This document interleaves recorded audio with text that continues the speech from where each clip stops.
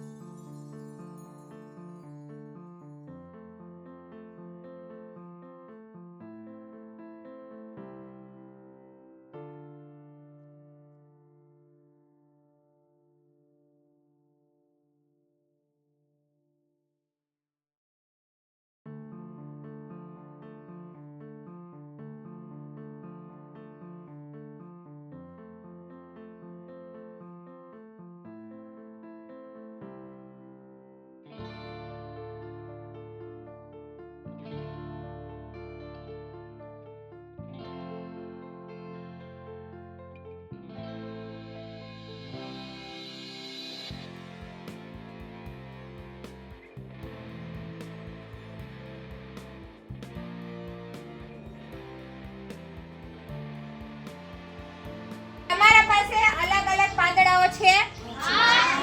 હવે સરખા ના હોય એવા છે ને અલગ જ રાખજો. તમારે અલગ અલગ પાંદડાને એક અલગ અલગ લાઈનમાં ગોઠવવાના છે. ગોઠવવા માંડો. એક સરખું પાંદડું ના આવવું જોઈએ. એક સરખું પાંદડું આવવું જોઈએ નહીં. બે ત્રણ જણા ફટાફટ.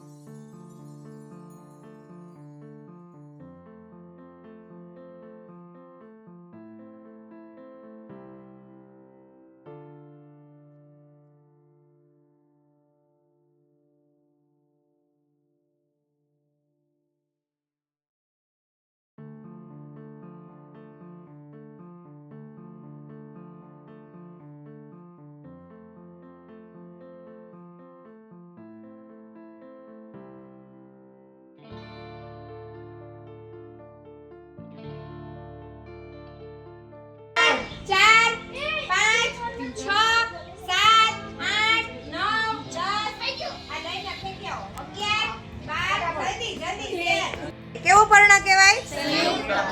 સંયુક્ત પર્ણ. કે એની એક જ પટ્ટીની અંદર જો એક જ ડાળીની એક જ શાખાની અંદર ઝીણી ઝીણી નાની નાની કેટલી બધી પાંદડાની પટ્ટીઓ છે, ઝીણી ઝીણી પાંદડી છે.